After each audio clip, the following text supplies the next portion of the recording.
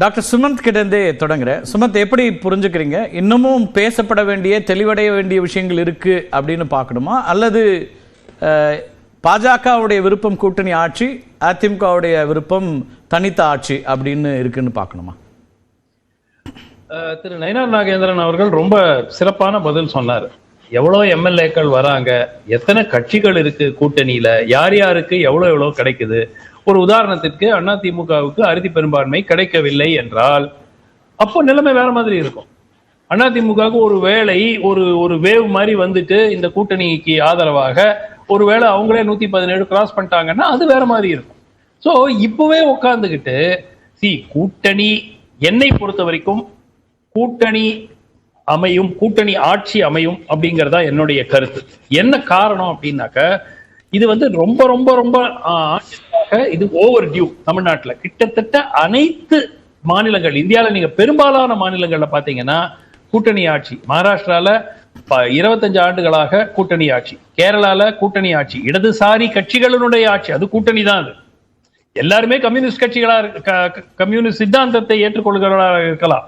ஆனா அதுலயே அப்பப்போ கேரளா காங்கிரஸ் வரும், கிறிஸ்துவ ஆதரவு கொடுக்கிற கட்சிகள் வருவாங்க. சோ எல்லாமே கர்நாடகால உங்களுக்கு தெரியும், ஜேடிஎஸ் பிஜேபியோட கூட்டணி, ஜேடிஎஸ் காங்கிரஸ், ஜேடிஎஸ் கூட்டணி, இந்த மாதிரி மாறி மாறி. சோ ஆந்திரால கூட்டணி ஆட்சி இப்போ நடந்து கொண்டிருக்கிறது.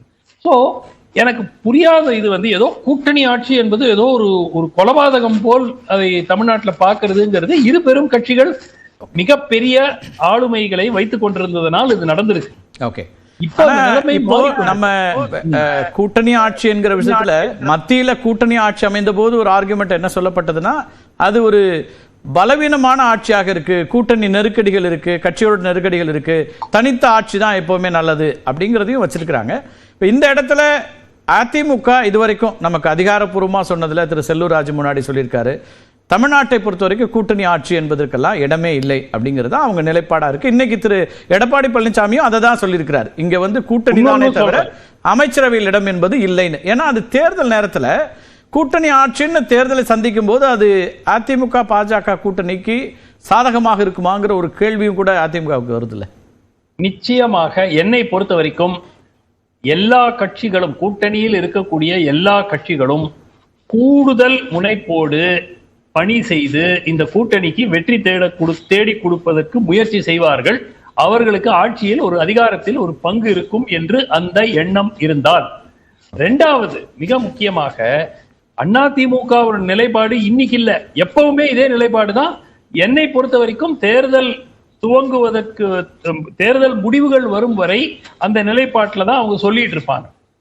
ஆனால் இப்போ நீங்க லாஜிக்கா எடுத்துக்கங்க, இந்த கூட்டணியில எத்தனை கட்சிகள்? குறைந்தது 7-8 கட்சிகள் வரப்போகின்றன. ஏற்கனவே என்டிஏ, இப்போ இன்னைக்கு இருக்கிற என்டிஏ எடுத்துக்கிட்டு கணக்கு போட்டாலே ஏற்கனவே 5-6 கட்சிகள் இருக்கின்றன.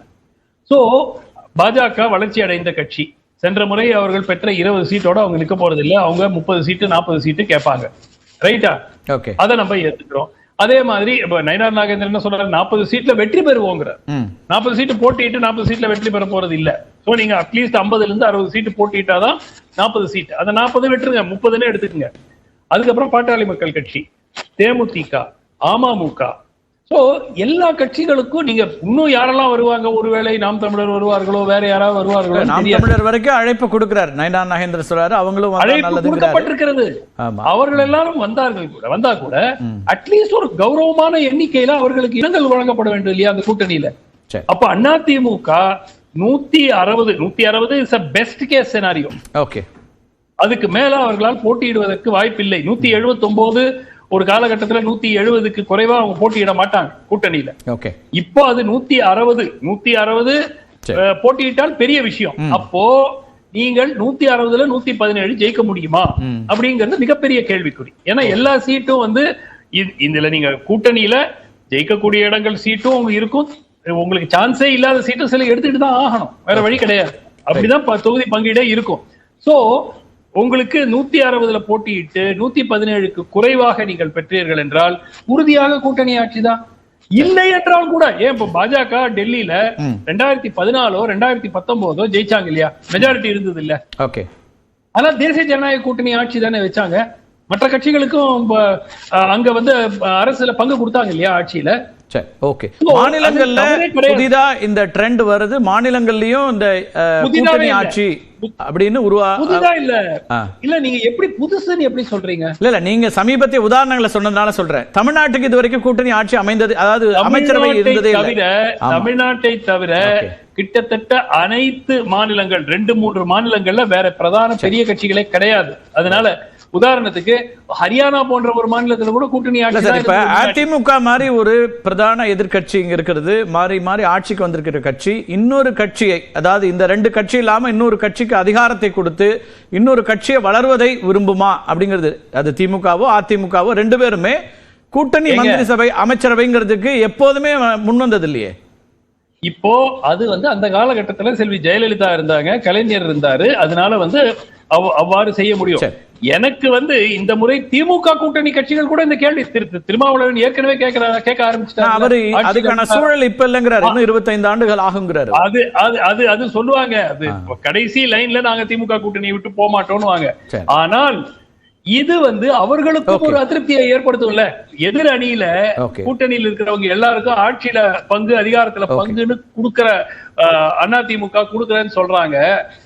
நீங்க கொடுக்க மாட்டேங்கிறீங்கன்னா அங்கேயும் அதிருப்தி இருக்கும்ல, நீங்களும் கேளுங்க. ஆனா தொடக்க நிலையிலே திரு எடப்பாடி பழனிசாமி அதை மறுத்திருக்காருங்கிறதா இன்றைய செய்தி. நம்ம பேசலாம். இன்னைக்கும் மறுப்பாரு.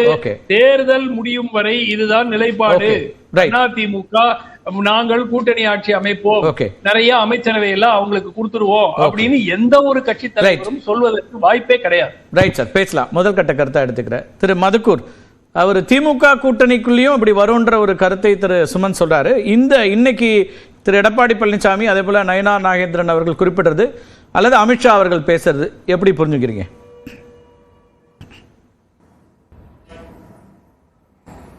இல்ல, இந்த கூட்டணி உருவான விதமே ஒரு புழுக்கமாக, ஒரு பரஸ்பர புரிதல் இல்லாமல், ஒரு நிர்பந்தத்தின் அடிப்படையில் அல்லது ஒரு மிரட்டலின் அடிப்படையில் தான் இந்த கூட்டணியே அமைந்திருக்கிறது. அதனால் தான் இன்றைக்கு திரு எடப்பாடி பழனிசாமி ஒரு கருத்தை சொல்கிறார். தமிழக பாஜக தலைவர் திரு நயினார் நாகேந்திரன் அமித்ஷா சொன்னதுதான், நீங்க அமித்ஷா ஏதோ ஒரு கிரகத்தில், எடப்பாடி பழனிசாமி அவர்கள் ஒரு கிரகத்தில் இல்லை, 2 பேரும் சேர்ந்து தான் செய்தியாளர்களை சந்தித்தார்கள். அன்றைக்கு ஒரு வார்த்தை கூட எடப்பாடி பழனிசாமி பேசுவதற்கு அனுமதிக்கப்படவில்லை.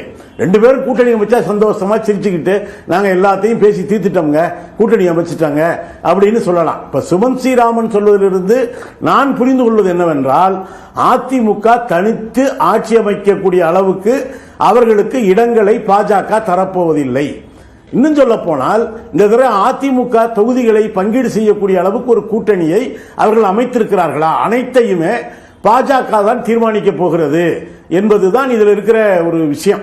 இது வந்து கொள்கை அடிப்படையிலான, இப்ப கூட சொன்னார் கேரளாவில் வந்து இன்றைக்கு நேற்றைக்கு அல்ல, 50களிலேயே தொடர் இஎம்எஸ் தலைமையில் ஒரு இடது ஜனநாயக கூட்டணி என்பது ஒரு கொள்கை அடிப்படையில் அமைக்கப்பட்ட ஒரு கூட்டணி. அதுபோல மேற்கு வங்கத்தில் கிட்டத்தட்ட 37 ஆண்டுகளாக அப்படி ஒரு கூட்டணி இருந்தது. தமிழ்நாட்டில் நேற்றைக்கு வரைக்கும் திரு எடப்பாடி பழனிசாமி என்ன சொன்னாரு? இப்ப என்னங்க அவசரம், தேர்தல் வரட்டும்னாரு. டெல்லிக்கு போனாரு. டெல்லிக்கு எதுக்கு போனீங்கன்னா எங்க அதிமுக ஆபீஸை பார்க்க போனேன்னாரு. திடீர்னு பார்த்தா திரு அமித்ஷா வீட்டுக்கு போயிருக்காரு. அப்பதான் நமக்கு தெரியுது அதிமுக ஆபீஸே அமித்ஷா அவர்களுடைய வீட்டுக்கு பக்கத்துல தான் இருக்கு அப்படின்னு.